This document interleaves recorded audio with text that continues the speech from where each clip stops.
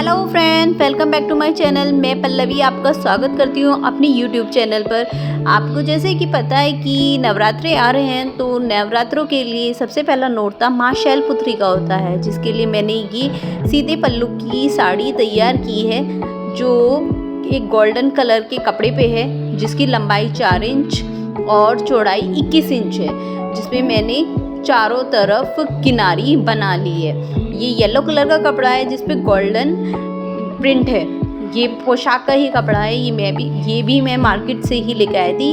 अब मैं इस पे बारीक सा गोटा लगाऊंगी, क्योंकि मेरा यहाँ पर 4 इंच है, तो इसलिए मुझे यहाँ पर बारीक गोटा यूज़ करना होगा। अगर आपको थोड़ा चौड़ा बॉर्डर चाहिए तो आप यहाँ पर मोटा भी यूज़ कर सकते हैं। वो आपके ऊपर है, आपको किस तरह का चाहिए। तो देखिए, मैंने यहाँ पर गोटा यूज़ कर लिया है। आपको गोटा लगाते हुए ये ध्यान रखना है कि ऊपर की साइड 7 इंच छोड़कर तब हम करेंगे। अब मैं प्लेट डालूंगी। यहाँ पर मैं 2.5 इंच साइड के छोड़कर लेफ्ट साइड की तरफ प्लेट्स बना रही हूँ। जिस तरह से हम साड़ी में डालते हैं उसी तरह की प्लेट्स यहाँ पर मैं हाफ इंच की प्लेट्स बना रही हूँ, जिनकी काउंटिंग 7 है। तो मैं इन्हें 7 काउंट कर यहाँ पर ऑल पिन से सेव कर दूँगी, ताकि ये इधर उधर ना हो और अच्छी तरह से यहाँ पर सेफ रहें। ये एक तरह से रेडीमेड साड़ी जो होती है उसी तरह से तैयार हो जाएगी, ready to wear like that. अब मैं यहाँ पर पल्लू में भी सेम वही काम करूँगी जो मैंने नीचे प्लेट्स में किया था। वो यहाँ पर भी मैं ये प्लेट्स ऑल पिन से सेव कर दूँगी। उसके बाद मैं इस पर सिलाई लगाऊंगी। पहले मैं ऑल पिन से सेव करूँगी। ये ऊपर का थोड़ा सा टफ पड़ता है, और यहाँ पर आप चौड़ाई अपनी मर्जी से रख सकते हैं, जितनी भी आपको पल्ला चौड़ा चाहिए। यहाँ पर भी मैंने 7 हाफ इंच की प्लेट्स डाली हैं, जिसे मैं ऑल पिन से सेव करूँगी।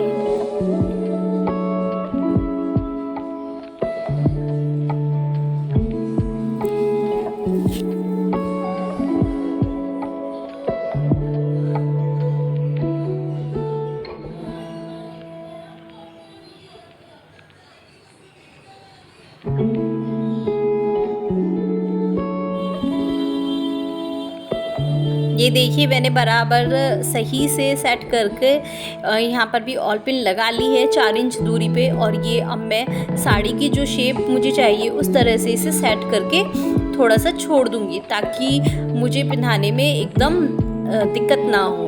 तो मैं यहाँ पूरा सेट करके छोड़ रही हूँ।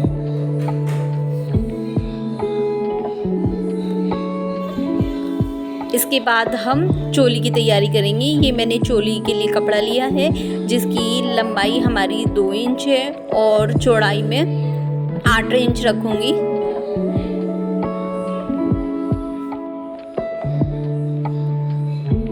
अब मैं इसे 3 वो करके इस पे सिलाई लगा लूँगी। फर्स्ट सेकंड मोड़ा। अब इसे फर्स्ट वाले को सेकंड वाले के ऊपर रखकर और इस पे किनारे पे मैं यहाँ पर सिलाई लगा लूँगी मशीन की सहायता से, जिससे ये हमारी चोली एकदम जल्दी से तैयार हो जाएगी। ये देखिए, चोली तैयार हो गई है। अब मैं इसे डबल फोल्ड करके इन्हें आपस में जोड़ूँगी। ये किनारे पे से लाइक ए वी शेप बन जाएगा। ये इस तरह से ये शेप बन जाएगी। अब मैंने ये दोनों को जोड़ लिया है।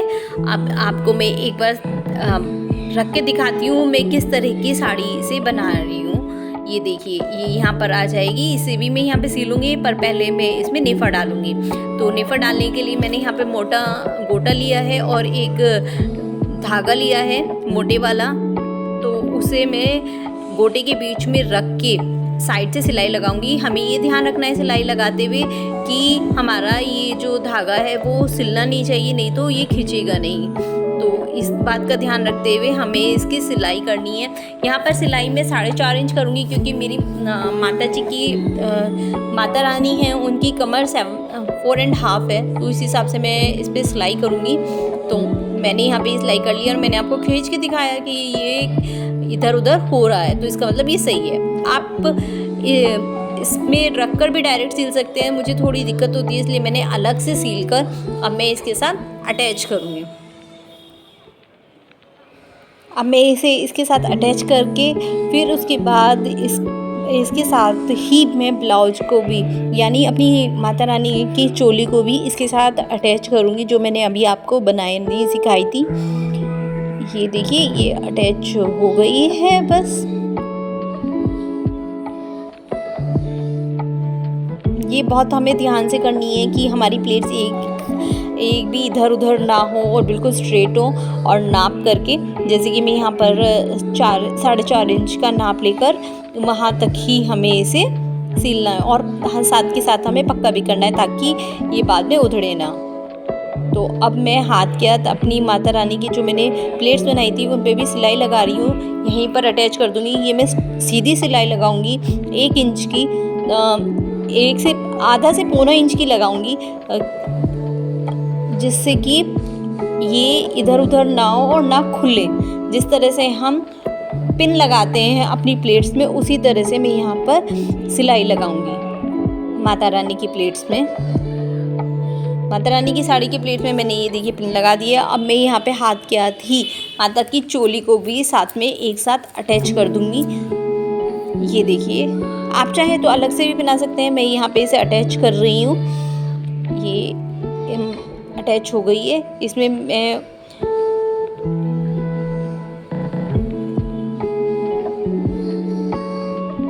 अब मैं ऊपर पल्लू है उसे भी 4 इंच नीचे से 4 इंच ऊपर की तरफ छोड़कर वहाँ पर एक सिलाई लगा रही हूँ। जिस तरह से हम पिन लगाते हैं उसी तरह से ये जब भी हम हटाएंगे तो ये ऐसे का ऐसा ही रहेगा।